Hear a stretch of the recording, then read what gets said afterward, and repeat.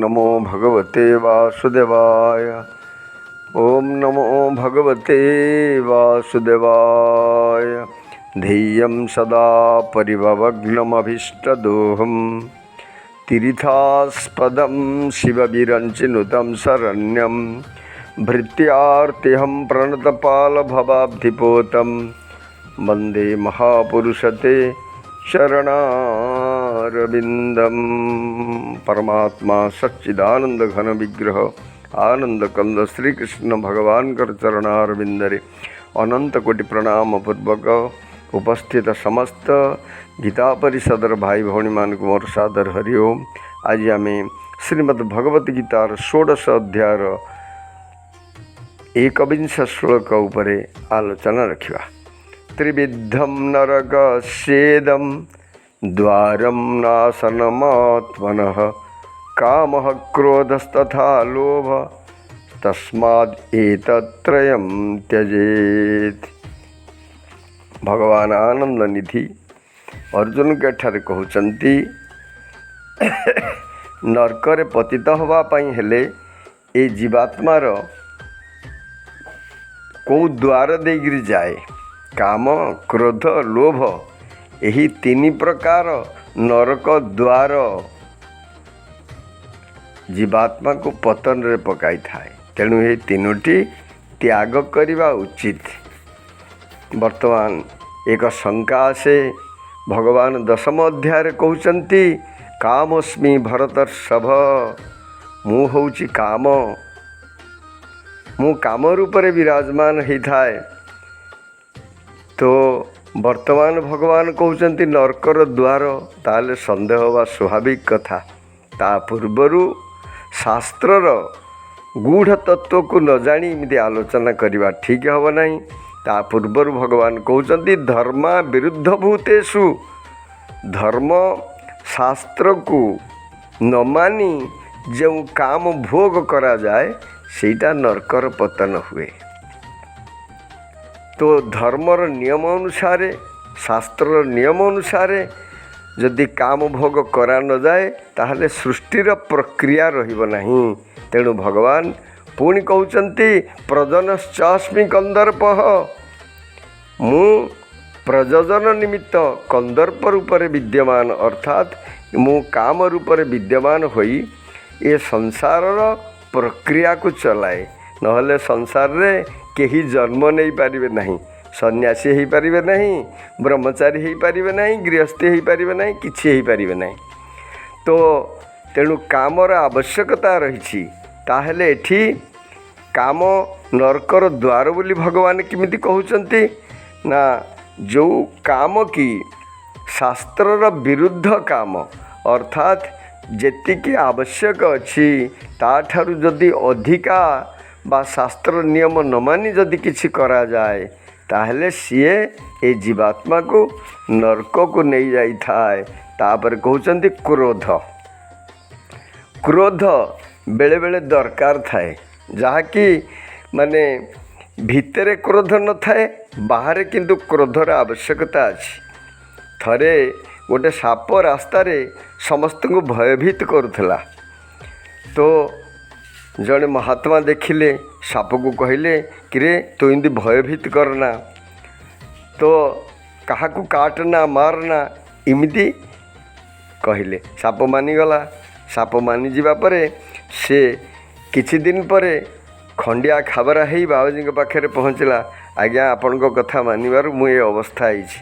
कहले कि रे मु तोते मना करथिली कहा को काटिबु नाही मारिबु नाही, किंतु तो फटा कहीं तू छाड़ी देलु। अर्थात सेठी क्रोधर आवश्यकता अछि। बापा माँ इत्यादि जो क्रोध करती, गुरु इत्यादि जो क्रोध करती शिष्य उपरे, से क्रोधर आवश्यकता अछि। सेटा शिष्यर कल्याण निमित्त करिथांती। तेणु एभली क्रोध आवश्यकता अछि। किंतु जो क्रोध भीतर छाती की जलैब, जो क्रोध की कामनार बशवर्ती है तुमको नरक को नहीं जीव, तुमर अनिष्ट करिव, एभली क्रोध को भगवान नरकर द्वार बोली कहिसंती। तापर कहउचंती लोभ। लोभ कहिले जेतिकी आवश्यकता अछि प्रत्येक व्यक्तिर न्याय उपाय जेतिकी आवश्यकता अच्छी ताको रोजगार करवा लोभ नुह, किंतु ताठारु जदि अधिका से चाहिला ताहले ताको नरकर द्वार बोली कहते नरक को नहीं जीव। तेणु तो एठी भोग कथा कहते काम क्रोध लोभ ये भोग चिंतन रे जेतेबेले इंद्रिय तृप्ति करने आम चिंतन करती सेतेबेले आमको नरक को नहीं जीव। तेणु एभली काम क्रोध लोभ को त्याग करने को भगवान एठारे निर्देश देइचंती। तेणु शास्त्र विधि को न मानी जो माने काम क्रोध लोभर वशवर्ती होती बा जहा किछि करती से माने नरक को जीवा सुनिश्चित। तेणु भगवान कहते यत्शास्त्र विधि मुत्सृज्य वर्तते काम कारतः न स सिद्धिमवाप्नोति न सुखम न परांगतिम। शास्त्र विधि को न मानी जो माने कामनार वशवर्ती होई कौन सी कार्य करिथांती तांकर सिद्धि मिले नहीं। न स सिद्धिमवाप्नोति न सुखम न परांगतिम। सुख मिल न थाए बा गति ठीक है न थाए अर्थात नरक गति होता है। जय जगन्नाथ स्वामी की जय। ओम नमो भगवते वासुदेवाय। ओम नमो भगवते वासुदेवाय। वसुदेवसुतं देवं कंसचाणूरमर्दनं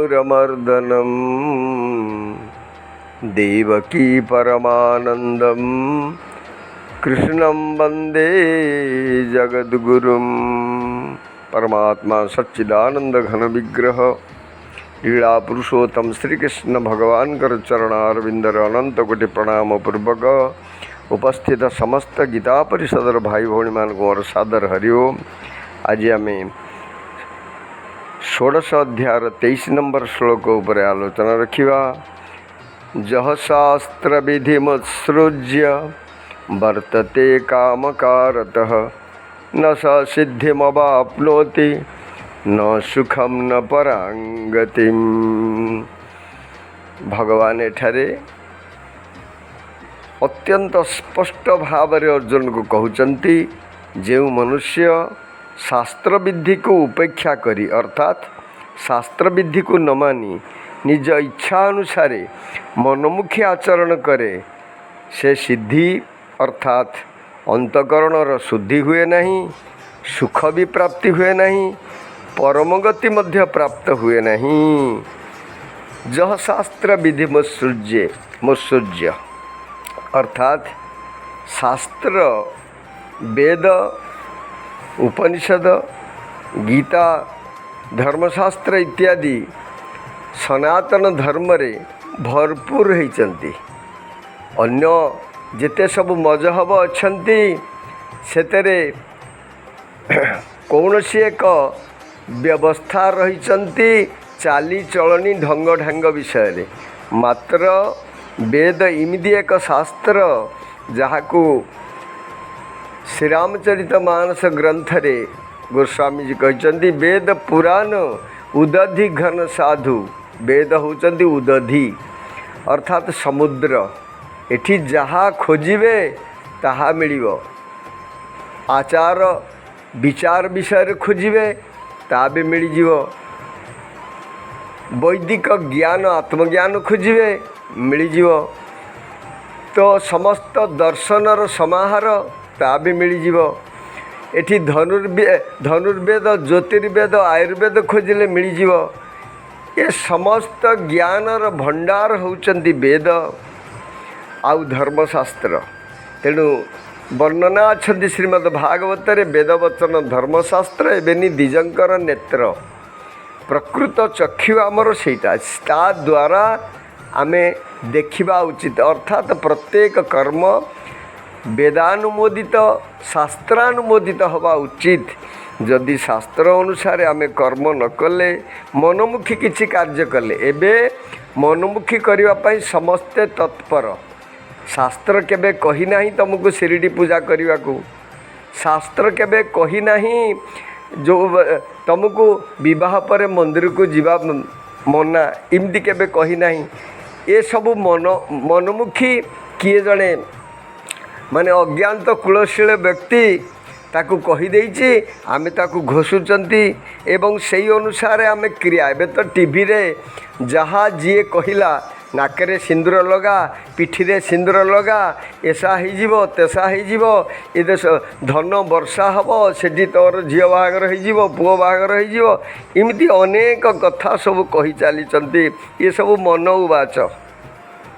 ତ ଏଭଳି ମନମୁଖୀ ଯଦି କିଛି କୌଣସି ବ୍ୟକ୍ତି ଭଲ ଲୋକ ହଉ ସୁଦ୍ଧା ଯଦି ମନମୁଖୀ କାର୍ଯ୍ୟ କିଛି କରେ, ମନ ଇଚ୍ଛା ଯଜ୍ଞ ବିଧି ଅନୁସାରେ ହେବ, ଶ୍ରଦ୍ଧା ଅନୁସାରେ ହେବ, କିନ୍ତୁ ତାକୁ ବାଦ ଦେଇ ଯଦି ମନମୁଖୀ କାର୍ଯ୍ୟ କିଛି କରେ, ସେ କୌଣସି ସିଦ୍ଧି ପ୍ରାପ୍ତି ହୁଏ ନାହିଁ। ଅର୍ଥାତ୍ ଅନ୍ତଃକରଣ ଶୁଦ୍ଧ ତା'ର କେବେ ହୁଏ ନାହିଁ।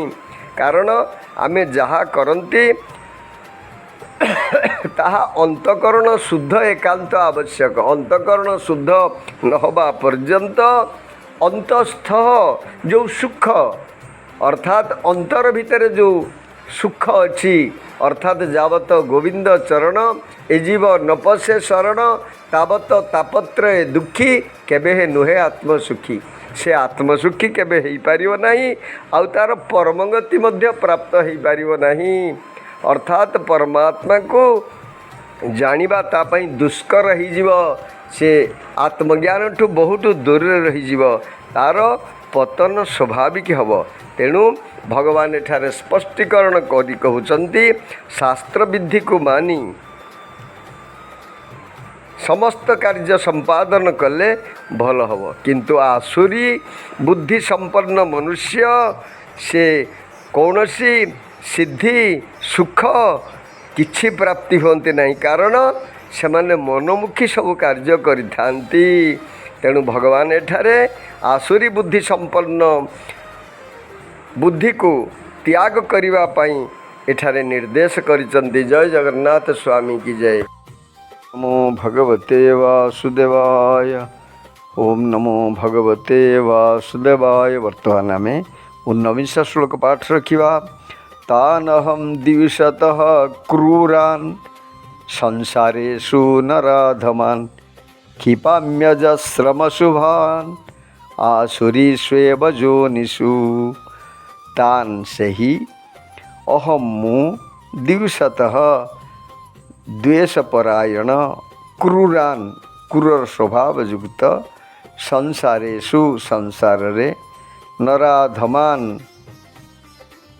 ଅତି ନୀଚକୁ କ୍ଷିପାମି ପକାଇଥାଏ ଅଜସ୍ରମ୍ ବାରମ୍ବାର ଅଶୁଭାନ୍ ଅପବିତ୍ର ମନୁଷ୍ୟଙ୍କୁ ଆସୁରୀଷୁ ଆସୁରୀ ଏବ ହିଁ କେବଳ ଯୋନିଷୁ ଯୋନିମାନଙ୍କରେ। ଆଉ ଥରେ ପାଠ ରଖିବା। ତାନହଂ ଦିଶତଃ କ୍ରୂରାନ୍ ସଂସାରେଷୁ ନରାଧମାନ୍ କ୍ଷିପାମ୍ୟଜସ୍ରମଶୁଭାନ୍ ଆସୁରୀଷ୍वेव ଯୋନିଷୁ।